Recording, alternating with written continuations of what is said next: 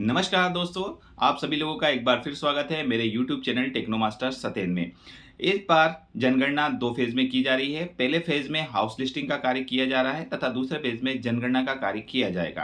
पहला phase house listing में जो कार्य किया जाएगा उसमें प्रगणक द्वारा अपने क्षेत्र का नजरी नक्शा तैयार किया जाएगा। तो ये नजरी नक्शा किस प्रकार से तैयार किया जाना है तथा उसके अंदर किन किन चीज़ों का सिंबल्स का उपयोग किया जाएगा तथा किस प्रकार से नजरी नक्शा तैयार किया जाएगा, आज के इस वीडियो में मैं आपको स्टेप बाय स्टेप पूरी प्रोसेस बताऊंगा तथा कुछ महत्वपूर्ण बातें जो नजरी नक्शा तैयार करते समय आपको ध्यान देनी है, तो उन सभी बातों को आज के इस वीडियो में मैं कवर करने वाला हूं। तो चलिए देखते हैं कि नजरी नक्शा जनगणना 2026-27 के लिए किस प्रकार से आप बना सकते हैं।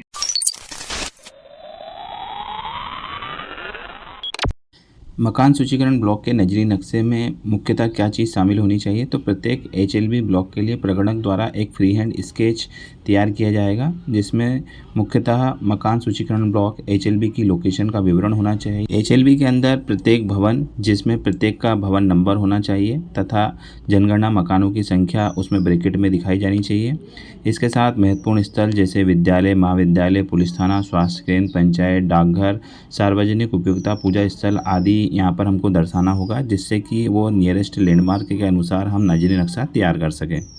अब हम नजरी नक्शा तैयार करने के 10 महत्वपूर्ण नियमों के बारे में बात करेंगे, जिसमें पहला है नजरी नक्शा तैयार करने के लिए हमें हमारे एचएलबी का पूर्ण रूप से कवरेज सुनिश्चित करना है। कोई भी एरिया हमारा छूटना नहीं चाहिए तथा नजरी नक्शे के अंदर हमारे सभी भवन संरचनाएं दर्शाई जानी चाहिए, जैसे आवासीय, गैर आवासीय, मिश्रित उपयोग, खाली स्थान आदि तथा खेत खलिहान स्थान आदि भी शामिल होने चाहिए। यदि व्यवस्थित भवन क्रमांक संख्या उपलब्ध हो तो उसे लेआउट पर आपको चिन्हित करना है। यदि भवनों पर क्रमागत भवन संख्या उपलब्ध नहीं है तो अपने अनुसार भवनों पर क्रमागत संख्या आवंटित करें। एचएलबी के नक्शे अलग अलग 2 प्रतियों में तैयार किए जाना होगा। विभिन्न मकान सूचीकरण ब्लॉक को विभाजित करने वाली सीमाओं को स्पष्ट रूप से सीमांकित किया जाना चाहिए। मुख्य उद्देश्य यह सुनिश्चित करना है कि ग्राम वार्ड के भीतर के मकान सूचीकरण में कोई भी भाग या मकान छूट ना जाए। इसके साथ किसी भी भाग या मकान को एक से अधिक मकान सूचीकरण ब्लॉक में दर्ज नहीं किया जाना चाहिए, मीन्स डुप्लीकेसी नहीं होनी चाहिए। आवंटित मकान सूचीकरण ब्लॉक को किसी भी प्रकार से विसंगति होने पर अपने पर्यवेक्षक के माध्यम से चार्ज अधिकारी को सूचित करें। अंतिम रूप से तैयार मकान सूचीकरण ब्लॉक का नजरी नक्शा 2 प्रतियों में तैयार करें तथा अपने पर्यवेक्षक के माध्यम से चार्ज अधिकारी को सौंपें। अब हम यहाँ पर मकान सूचीकरण तैयार करने के लिए जो संकेत इस्तेमाल किए जाते हैं उनके बारे में चर्चा करते हैं। तो यहाँ पर जो ब्लॉक की सीमाएं रहेंगी डैश और डॉट लाइन से प्रदर्शित की जाएंगी।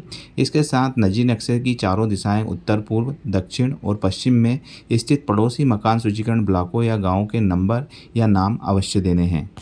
इसके बाद यहाँ पर आप देख सकते हैं पक्की सड़क को 2 लाइनों से रिप्रेजेंट किया जा रहा है, कच्ची सड़क को डैश डैश वाली डबल लाइन से रिप्रेजेंट किया जा रहा है, पगडंडी को एक सिंगल लाइन और डॉट से रिप्रेजेंट किया जा रहा है, रेलवे लाइन आप देख रहे हैं दिखाई दे रही है। इसके साथ यहाँ पर जो भवन है, आवासीय भवन है, उनको स्क्वायर के माध्यम से, यदि पक्का है और कच्चा है तो ट्रेंगल के माध्यम से रिप्रेजेंट करेंगे तथा इसके अंदर भवन नंबर हमको दर्ज करना है और उसके नीचे यदि उस भवन नंबर के अंदर एक से अधिक जनसंख्या सेंसस हाउस हैं तो उन्हें नीचे ब्रैकेट में संख्या के रूप में प्रदर्शित करना है। इसके अतिरिक्त जितनी भी गैर आवासीय संरचनाएं हैं उन्हें स्क्वायर अगर पक्का है और डैश डैश लाइन के माध्यम से, और यदि कच्चा है तो ट्रेंगल डैश लाइन के माध्यम से हम रिप्रेजेंट करेंगे। इसी प्रकार नदी के सिंबल आप देख सकते हैं, नहर के सिंबल देख सकते हैं, तालाब के देख सकते हैं, कुआं, नल, हैंडपंप के सिंबल है, मंदिर, मस्जिद, चर्च, गुरुद्वारा इत्यादि है। यदि स्कूल है तो ब्रैकेट के अंदर आपको एस लिखना है, औषधालय है तो डी लिखना है, पंचायत है तो पी लिखना है तथा डाकघर है तो पीओ के माध्यम से रिप्रेजेंट। अब हम यहाँ पर पक्के और कच्चे गैर आवासीय मकानों के बारे में चर्चा करेंगे। तो यहाँ पर देख सकते हैं भवन संख्या 9 है और यदि वो पक्का है, आवासीय है तथा जनगणना मकानों की संख्या 2 है तो आप वर्ग के अंदर 9 लिखकर नीचे जनगणना मकानों की संख्या ब्रैकेट में आपको दर्ज करनी है। इसी प्रकार यदि पक्का है और गैर आवासीय है तो आप यहाँ पर वर्ग के अंदर डैश लाइन और भवन संख्या उसके अंदर आपको दर्ज करना है। यदि कच्चा है, आवासीय है तो ट्रेंगल के अंदर आपको भवन संख्या 15 लिखना है और ब्रैकेट में नीचे जनगणना मकानों की संख्या लिख देनी है। इसी प्रकार यदि वो कच्चा है और गैर आवासीय है और भवन जनगणना मकानों की संख्या 1 है तो नीचे ब्रैकेट में आपको कोई संख्या लिखने की आवश्यकता नहीं है, सिर्फ आपको जनगणना संख्या लिखना है, भवन की संख्या। तो इस प्रकार से हम यह समझ सकते हैं कि यदि हमारे जनगणना मकानों की संख्या 1 से अधिक है तो उसे ब्रैकेट के रूप में हमें सिंबल के नीचे रिप्रेजेंट करना है, और यदि जनगणना मकानों की संख्या 1 ही है तो उसे हमें ब्रैकेट में रिप्रेजेंट नहीं करना है, सिर्फ हमें जो आकृति है उसमें भवन संख्या को ही प्रदर्शित करना है। चार्ज ऑफिसर या सुपरवाइज़र तथा HLO ऐप में डाउनलोड किए गए नक्शे को एक बार देखकर अच्छे से समझ लेना है, और हमें हमारी HLB के पूरे क्षेत्र को घूमना है तथा विशेष जो लैंडमार्क हैं उनको नोट डाउन कर लेना है। इसके बाद जो आपके पास जो नजरी नक्शा बनाने के लिए जो सीट प्रदान की गई है उसको हमें समझना है। सबसे पहले हमें हमारी नियुक्ति जो मानचित्र है उसमें उसका स्थान का हमें यहाँ पर विवरण करना है, पूरा स्थान कौन सा है उसकी जानकारी आपको ऊपरी वाले भाग में देनी है। फिर बीच वाला भाग से उसमें मानचित्र तैयार करने हेतु उपयोग किए जाने वाले प्रतीकों के बारे में जानकारी आपको दी है तो उसे आप समझ लें। फिर जो तीसरा भाग है उसमें पर्यवेक्षक का नाम और हस्ताक्षर यहाँ पर किए जाएंगे। फिर मैप आपको दिए गए इस बॉक्स में तैयार करना है जहाँ पर हम दिशा के बारे में चर्चा कर रहे हैं। इसके बाद जो नक्शा आपको है उसमें दिशा का आप अच्छी तरीके से अध्ययन कर लें। फिर नक्शे को बनाने के लिए आप उत्तर पश्चिम दिशा से प्रारंभिक बिंदु के रूप में उसे स्टार्टिंग पॉइंट माने तथा दक्षिण पूर्व बिंदु को अंतिम पॉइंट माने। फिर इस बिंदु के अनुसार आप अपना नजरी नक्शा तैयार करना है जो कि सर्पिलाकार होगा। उसमें किस प्रकार से आप अपना नजरी नक्शा तैयार करेंगे तो हम एक आउटलाइन के रूप में इसे समझ सकते हैं कि प्रारंभिक बिंदु से हम जब लाइन स्टार्ट करेंगे तो हमारी लाइन कुछ इस प्रकार से तैयार होगी।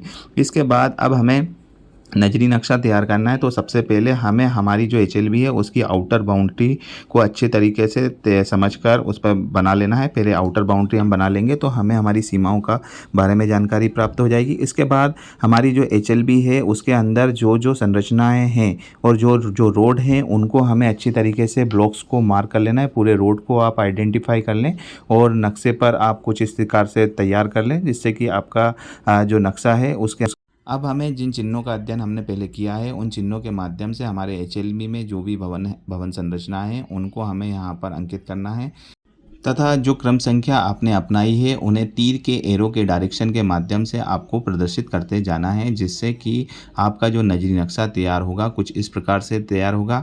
अब आपको आपकी जो नजरी नक्शा तैयार हुआ है उसकी आउटर बाउंड्री में प्रारंभिक बिंदु तथा अंतिम बिंदु के बारे में जानकारी आपको यहाँ पर देनी है तथा उसके लगी हुई जो भी HLB अन्य HLB है उनकी जानकारी आप आउटर बाउंड्री में लिख देंगे जिससे कि जो अन्य सुपरवाइज़र के अंदर में जो पर्यवेक्षक हैं वह भी इसको जान पाएंगे कि आपके द्वारा जो HLB का नजरी नक्शा बनाया गया है उसमें किन किन मकानों को आपने कवर किया है और कौन से मकान आपके द्वारा छोड़ दिए गए हैं, जिससे कि आपके मकान दो जितने भी नजरी नक्शे हैं उनमें जब देखे जाएंगे तो कोई मकान आपका छूटेगा नहीं और किसी की डुप्लीकेसी नहीं हो पाएगी और आपका जो नजरी नक्शा है उसका अध्ययन अच्छी तरीके से किया जा सकेगा। अब आपको जब आपका नजरी नक्शा तैयार हो जाए तो अंत में आपको उस पर सिग्नेचर करना है। अपने पर्यवेक्षक के सिग्नेचर कराकर जब आपका HLB हाउस लिस्टिंग का कार्य समाप्त हो जाए तब उसे अपने चार्ज ऑफिसर के पास आपको जमा कराना है।